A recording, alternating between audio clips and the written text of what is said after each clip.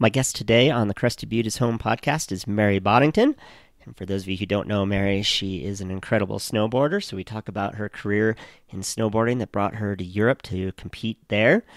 But we also talk about what she's doing these days. And these days, she is the newest owner of the Talk of the Town bar on Elk Avenue in Crested Butte, which has been the locals' watering hole for decades. So, great conversation with Mary today. I hope you enjoy it. It's hard to believe this is episode 11. I hope you're enjoying this podcast, and if you are, please share it with your friends. And also, please subscribe on Apple Podcasts or wherever you listen to podcasts. Thanks, and let's get on with the show.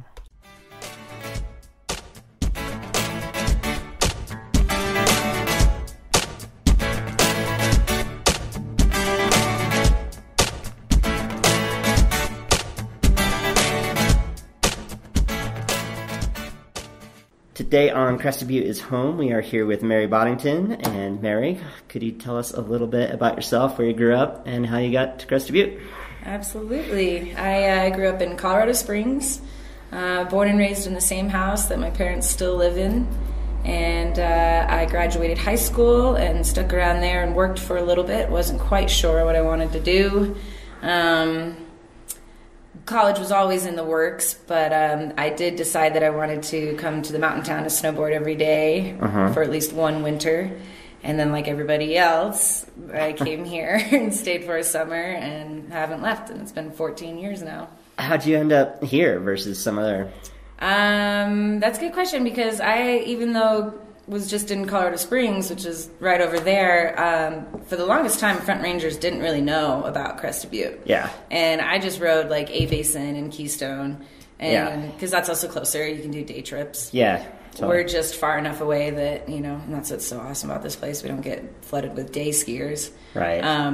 So I had never heard of it, but the boyfriend that I was with at the time that I moved here with, he had been here a couple of times, and he recommended that we move here, and then we came here in, I think, October to just kind of look at it, check it out, and I immediately fell in love with the scenery, and I was like, let's give it a try, and he was like, trust me, the mountain is really fun, you're going to love it, and then he came up here and then saw the beauty, and I was like, all right, let's give it a go, and then everybody convinced me to stay for a summer, because they're amazing. Of course. And then, I was hooked. And then, a couple other people mentioned it. It's like you get it. Yeah, you have to go season to season. All of a sudden, you're like, well, one more winter, and then one more and then then you've been here for decades. But exactly. What were you into in Colorado Springs? What did you do for fun there? Well, I would snowboard, but we had to drive, so it was very weekend warrior status.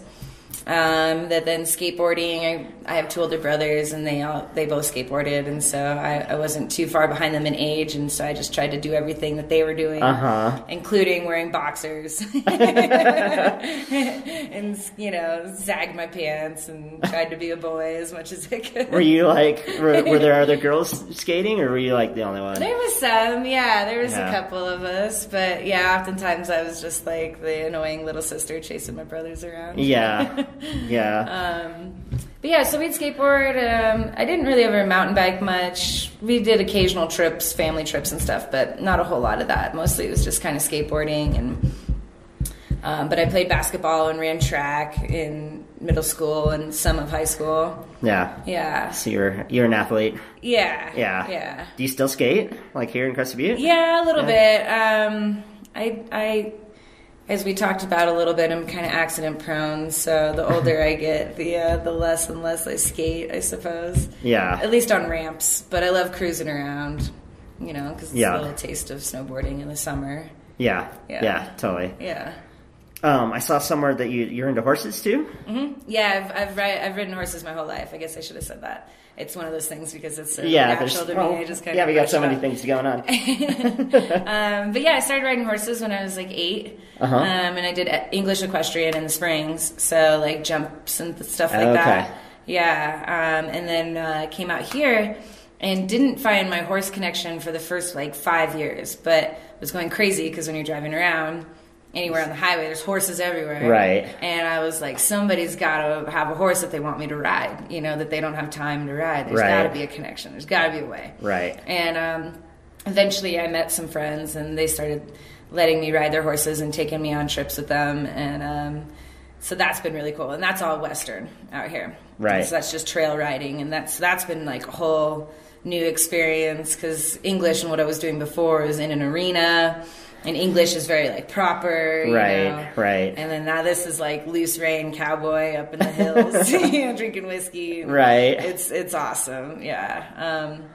And just like the easiest, best way to be up there looking around at the mountains, you know, because you're not stumbling when you're hiking, and biking you can't really look around because you break your neck. This, you can just, the horse is doing a lot of the work, so you get to look around. Totally. How does that work with someone else's horse? Do you like have to go and like pay them back somehow, like by taking care of the horse, or do you just get to ride? They typically provide the horse and all the gear, all the tack, and then if I'm going out with them for a day, they usually come with, so it's not like I'm taking their horses. Right. Unless in some situations it's like we're all so close that we can do something like that. But basically that means that then if they're taking us out, you know, we're providing the beer and the snacks. Okay. Yeah, so we, you know, they provide all of that stuff, and then we provide everything else that we need throughout the day.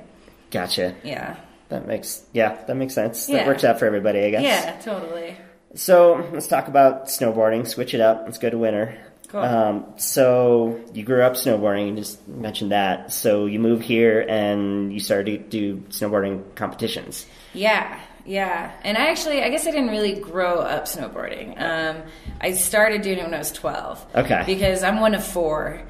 And I don't blame my parents for not wanting to cram us all in the van and drive up to Breckenridge and deal with 4 kids. And spend all that money. Yeah, and then all of us lose our gloves and our goggles and all of us fight. And I give mad props to those families that can make it work, because I can't even imagine. Yeah. But so I didn't get to go till I was 12. So that meant that my little sister was 9.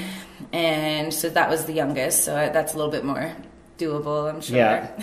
Yeah. So we started then, but so pretty much, and that was like random whenever we could go, and then when I could drive, I would go every weekend with friends, and then moved here, and started riding every day, and really didn't have much intentions on competitions until the snowboarding extremes came back, because it had left maybe before I moved here. Yeah, there were a few years they didn't do it. Yeah, and it was just ski, and I loved going to the comps and watching the ski comps, you know. But then it came back, and because of my passion for watching those competitions and loving this mountain and having like the camaraderie of the snowboard community out here, we were all like, we gotta represent hometown. And so we gotta sign up and we gotta do it, you know. Yeah. And we took pride in our mountain, you know, so we gotta do that. And then it went really well. And I got second place next to Susan Mole. Nice. And I was the first woman to receive the Young Gun Award. And so that was really exciting, and just kind of turned me on to competition land. And I started traveling and doing them after that. So the next winter is when you were able to do the world tour then? Or no? Or you had another winter too? I had probably... Let's see, it was 2009 when I did my first comp, and then I went on world tour in 2015. Okay, so it was a long... Yeah. Were there... Because I don't even remember. How many snowboard comps were there then, like in the States and Canada back then? 3, typically. There was only 3. So here... And they started bringing Canada back in kind of halfway through that. But so it was here, Crystal Mountain... and Snowbird. Okay. And then they do and Kirkwood too. So I guess 4. Yeah. Yeah, sorry, 4 of them. But you needed 3 out of those 4 to qualify. Like you needed a first place or something, or like a first or second at each one of those places to qualify. Gotcha. And I, for the longest time, had a really good record of like winning the qualifier day 1, and then going into day 2 and just like falling the whole way down the mountain or something, or you know, finishing somewhere but not in the first place spot. So yeah. But then eventually it all came together in 2015, you said, or something like that? In 2014. And it all came together here. I got my very first official first place here. Yeah. And that was when we got to ride Hourglass. Oh, nice. In 2014, yeah. And that was that good year we had when we got the really heavy snow. Right. And everything stuck. And so everything in Hourglass was like solid. All the pillows were there. Right. Yeah, it was really cool. Nice. Yeah. Nice. Yeah. So then you got to go to Europe, so tell us about that. That was just incredible. The mountains over there are just something else, just so big. Yeah. And cute little cool mountain towns and taking the trains everywhere. Yeah, it's easy to travel there for sure. Very easy, yeah. And then I was lucky. I traveled with Francesca Paviard. Okay. And she has dual citizenship in Switzerland. Oh. So she's fluent in French and Spanish, so that helped a lot with the travels. Oh, wow, that must have been huge, yeah. Yeah. Yeah, so that made things pretty clear, and she was familiar with some of the mountains, so she could kind of guide. So that helped a lot, and then obviously once we were on tour with everybody else, you have kind of a crew that you can cruise around with. Yeah. Which helps, because those mountains out there, I mean, they're just a whole nother ball game. Yeah. I mean... And, one of the main things we got lectured on, especially in Chamonix, they're like, don't follow a track. Because there's so many people that do, like, base jumping, ski base jumping. That, like, if you follow their track, you're going to end up on top of them. Or a whole bunch of rappels and all kinds of stuff. Tons of rappels, exactly. Yeah, I mean, you're getting on the chair and people in front of you have, like, harnesses and ropes and ice picks. Oh, yeah. Yeah, and for sure. Just, like, with your backpack, maybe. It's crazy. So, which resorts had comps there then in Europe? So I got to go to Chamonix was the first stop, and it was on Mont Blanc, and then it went to Austria, and that actually turned into the best part of my tour in Europe because while the week that you're competing, everything's paid for. Your lift tickets, your hotel, your food, like 100% like pro status. You know?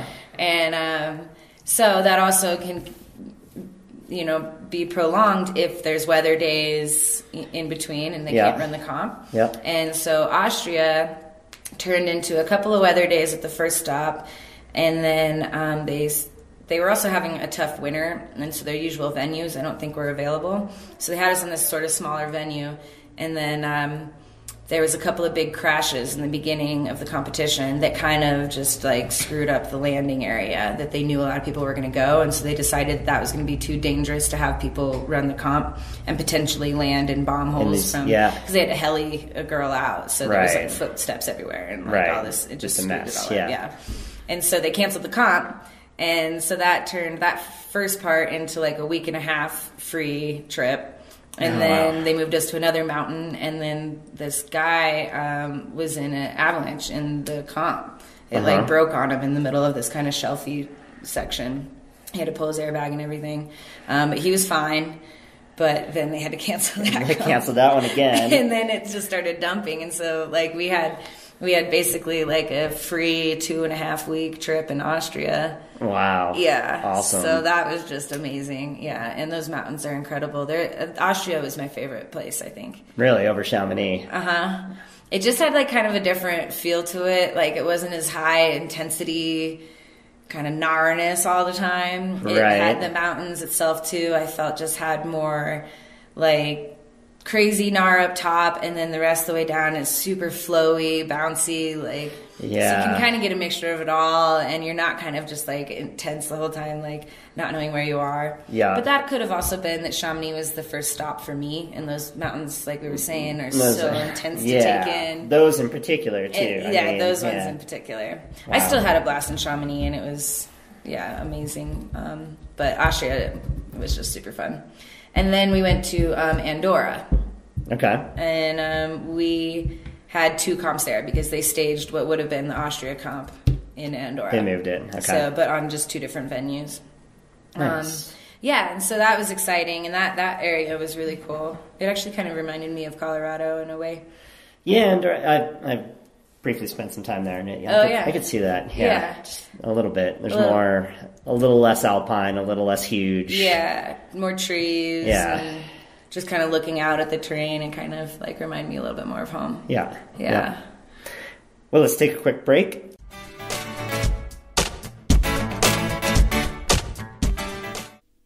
Today on the Crested Butte Real Estate Minute, I thought I would read a recent review that was published online. So here we go. Frank was awesome to work with on the purchase of a vacation/investment property in Crested Butte. This was the first time we seriously looked at a vacation property and had a ton of questions. Frank was very knowledgeable and patient and tirelessly answered all of our questions, including those about HOAs, property management companies, etc.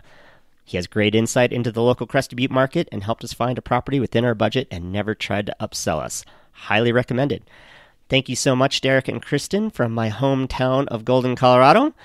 And for those of you who don't know, my website is crestedbutterealestateagent.com. You can go there and find my contact info, and I would love to talk to you if you have any questions about buying or selling real estate in Crested Butte and Gunnison.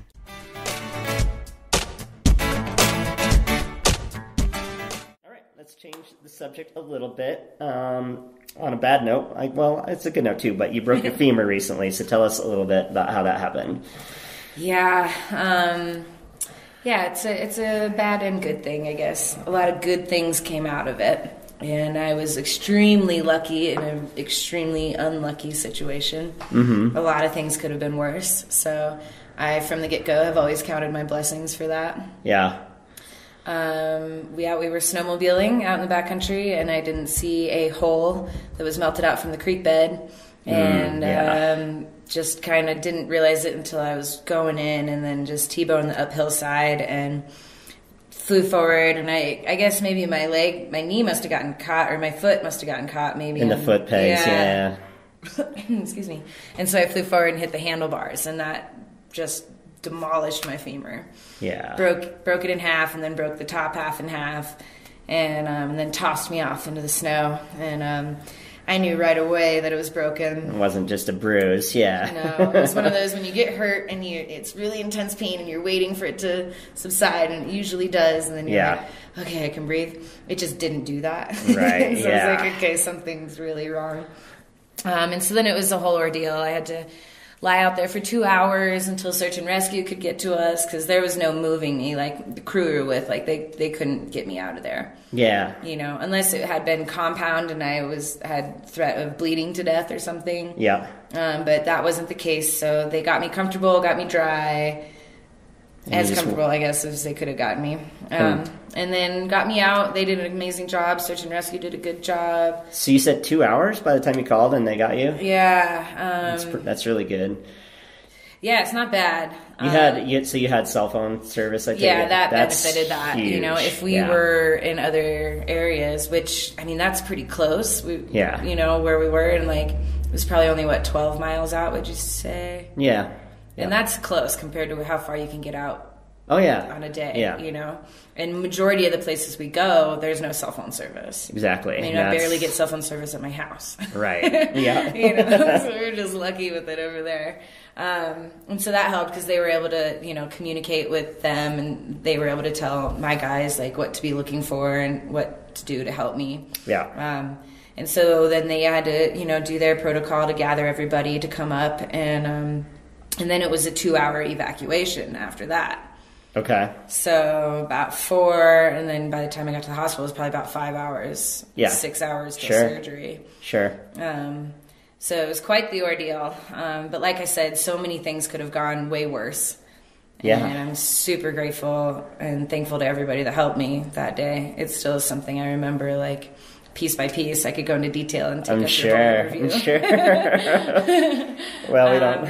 But, you know, so then I had surgery, had a rod installed in my femur that kept it together by an amazing doctor, Dr. Elfenbein, who, I hope nobody ever needs, but if they ever do, I highly recommend him. Where's he at? He's in Gunnison now, but he's working on getting an office up here. But he was working with Griggs. Okay. And then he broke off and started doing his own thing. Okay. And he has a ton of credentials. He's incredible. Nice. Yeah. And how he took care of me, I'm just entirely grateful to him. Yeah. Yeah. So anyway, yeah, a rod, a couple screws later, 3 days later, I'm at home, and then that was a whole process. And all of this happened December 10th. So right in the beginning of the season, and we had a really good season. This was start to the season. This was December 2016, so the 16-17 season. And it just like didn't stop snowing. Like the second I broke my leg, it started snowing, and then it didn't stop until like February when we had that dry spell, I think. Right. Yeah. So that was torture, you know. Yeah. No, I'm well aware. My wife had her knee surgery about a month before you had your femur surgery. That's right. Yeah, that's how we really kind of bonded over that. Yeah, totally. So. And it's brutal seeing everybody else having fun while you're laid up. But, yeah. But you also experience a lot of love and a lot of support from the community. I'm sure. And this community came forward tenfold for me. Like, people were stopping by every day with casseroles and foods and soups. Oh, that's awesome. And, just coming to hang out because they knew I was probably going crazy. And, you know, so there was a lot of love. And like any horrible thing that happens in life, you know, you get to experience a lot of love out of things like that too. Yeah. And, no, I mean, that shows you what Crested Butte is, and your friends and your family, and 100%. That's awesome. I had a fundraiser, and they threw it at the Talk, and my boss at the time helped organize that, and people came through, and they raised me like $3,000. Wow. Yeah. And it was huge. I hadn't worked in 6 months. You weren't working. You had medical bills, the whole deal. Totally. Yeah. So that was an emotional event for me. Yeah. Well, that's really cool. And actually, that'll just take us right in there. So speaking of the Talk, you are now the owner of the Talk of the Town. Yes. So how did that happen? Well, it was crazy, being that the leg thing had just barely kind of stopped being an issue.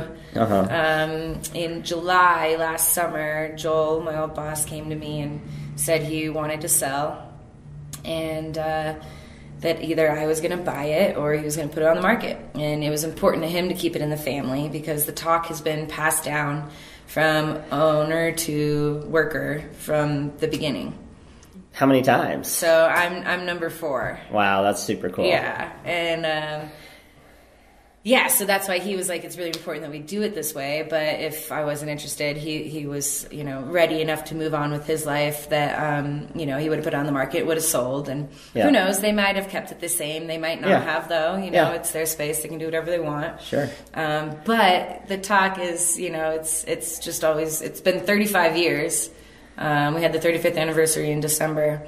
And so it's just kind of always been the Talk, and it's just been the local drinking hole, and slightly divey. Started to get a little more divey, and now it's like clean dive. I'm cleaning it more.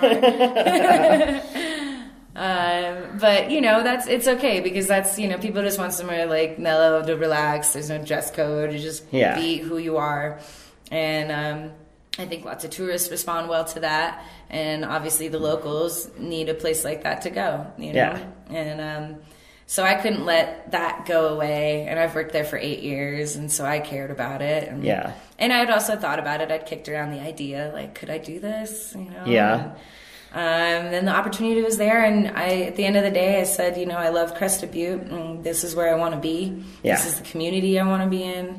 And it's a huge leap, and especially coming off of last winter, I just wanted to get back to my life and get back to snowboarding, and, you know, just be selfish again in that sense, you know. But this was an opportunity that could grant me a passage to be here even longer, you know, and put some roots into this place. And that in the end, I decided was the most important part, and that it's scary to take any risk, but you never know unless you give it a try. Nothing ventured, nothing gained, right? Exactly. So what changes have you made since you took over? I've seen a few, but nothing big. Mostly just facelifting. You know, it needed a feminine touch, I think. And no disrespect to the fine gentlemen that have run it before, but it needed a feminine touch, and so it just like rearranged some things, and I painted. But that kind of, I think, had to happen because every owner has kind of had their theme, you know. So I painted a different color in the inside. The outside staying the same. But working on today, that's getting freshened up. So I got a crew over there working on that. And then the inside, I put a different paint coat up, moved the moose into a different spot. And that moose has been in there from the beginning too. And he's been bounced around from different places downstairs.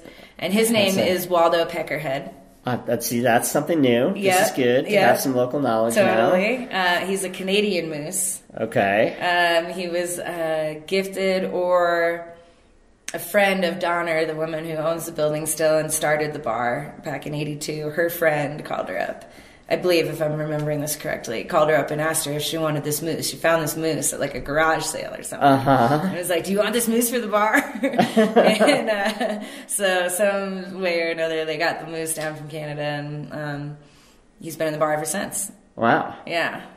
And so he's rotated spots. Yeah. But I believe I lost a jacket that I set on his head and totally spaced, which probably a lot of people have done. Yes. They get lots of part of working happy hour is just the next day people coming in looking for their things and their credit cards. Right, totally. So do people have to kiss the moose on their 21st birthday? I'm trying to get that going. I was going to say, because I went to school in Boulder, and there's a buffalo at a bar there that I definitely kissed on my 21st birthday, because that was a thing. I'm trying to get that going. Yeah, nice. Some people are, I think, kind of weirded out by it, but I'm definitely going to try to make that a thing. Yeah, that would be really cool. Yeah. So it seems like there are a lot of women in Crested Butte that are entrepreneurs and small business owners. Like, people have pointed it out, and then you think about it, and you're like, wow, you're right. Why do you think that is? Or what, like... I don't know. I think there's just a large number of extraordinary women here, just like bad...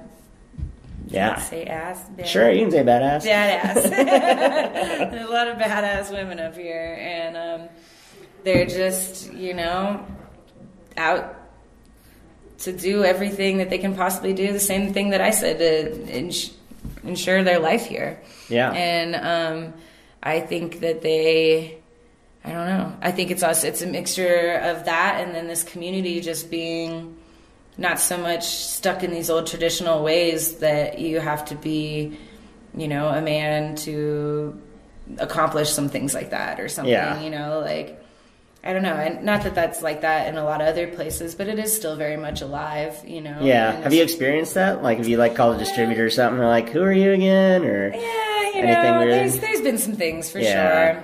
That's starting to not be as much of the case now that I'm a little bit more established, but it's still there, and it's still alive in the whole world and the United States and every working community. That's an issue. But that's where I do think that this town is a little different, because the community, I've experienced even just through snowboarding, people support me just as much as they do other guys in the town when it comes to snowboarding, and I don't think that they necessarily separate us, if you're good at snowboarding, you're just good at snowboarding. Totally. Or if you're capable and respected enough to maintain a customer base, then it has nothing to do with if you're a guy or a girl, or because at the end of the day, it's what's on paper, it's what you do. It has, totally. Proof is right there in front of you. So. But I just think that this community just holds each other up so much that you don't necessarily get defeated down or beat down so quickly. Yeah. Maybe in a harsh big city where it's all about who you know and that's it. Yeah, totally.